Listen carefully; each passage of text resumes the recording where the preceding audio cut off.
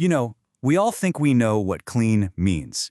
But what if the most dangerous things are the ones we can't even see? Today, we're diving deep into the science that's completely changing how we define cleanliness.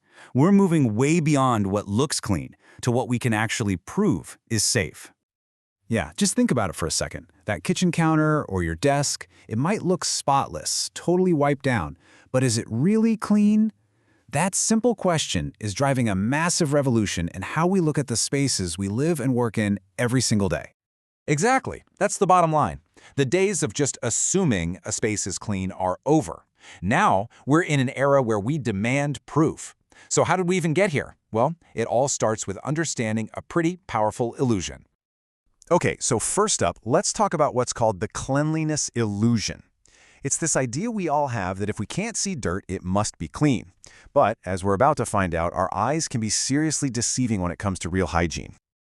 And this slide just lays it all out for us, right? On one side, you've got the classic eye test. No dust, no streaks, looks good.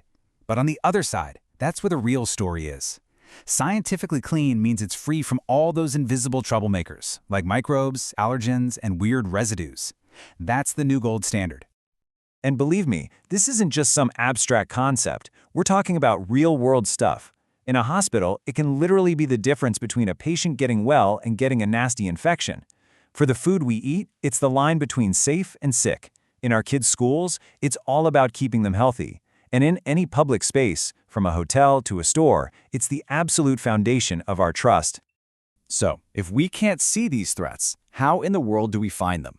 Well, you have to think like a detective. You need the right tools to uncover the hidden clues. So let's open up the Modern Hygiene Inspector's Toolkit and see what's inside. Okay, it always starts with the basics, right? The simple visual check. But then we go deeper. You can bring out a UV light. It's kind of like a secret shopper test to reveal all the spots that were missed during wiping. And then, for the ultimate proof, you have the ATP score. This gives us a hard scientific number for just how much biological stuff is lingering on a surface. So let's really compare these two head-to-head. Visual inspection? It's instant, sure, but it is completely blind to the microscopic world. ATP testing, on the other hand, gives us a reading in less than a minute that measures all the organic gunk, whether it's living or dead. It's not a silver bullet, mind you. It needs context. But wow, is it a powerful tool. So what is this ATP thing anyway? Well, think of it as the tiny battery, or the energy currency that powers every single living thing.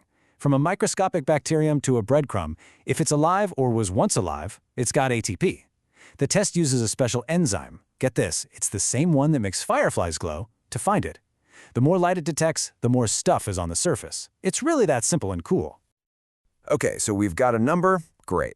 But what does that number actually mean? Like, what's a good score versus a bad score? That's the million-dollar question, isn't it? Well, let's put it in perspective.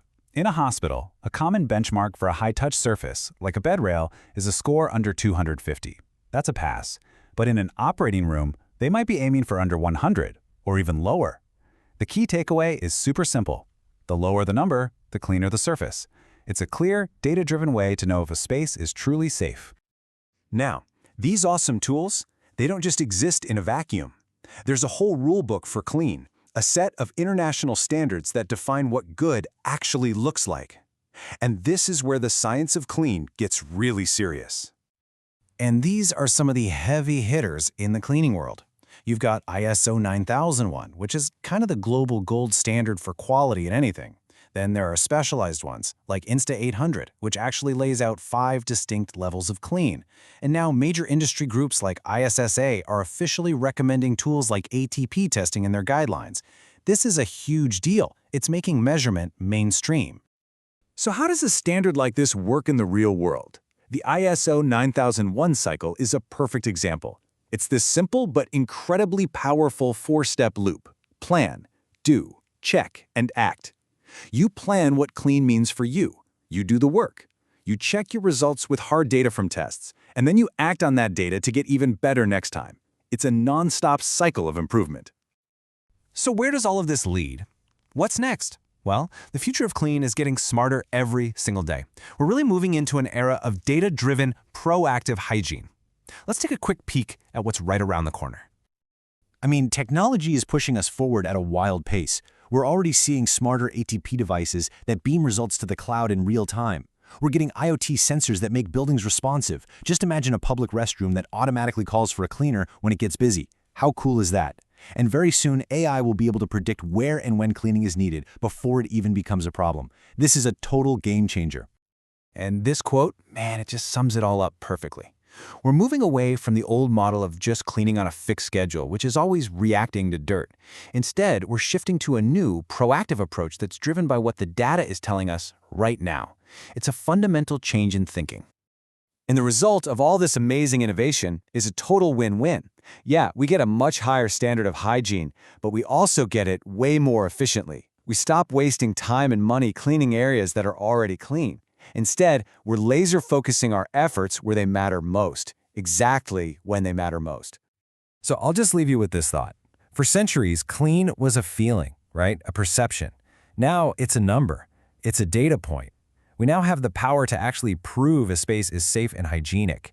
And that, my friends, changes everything. The next time you walk into a room, you might just find yourself asking a whole new question.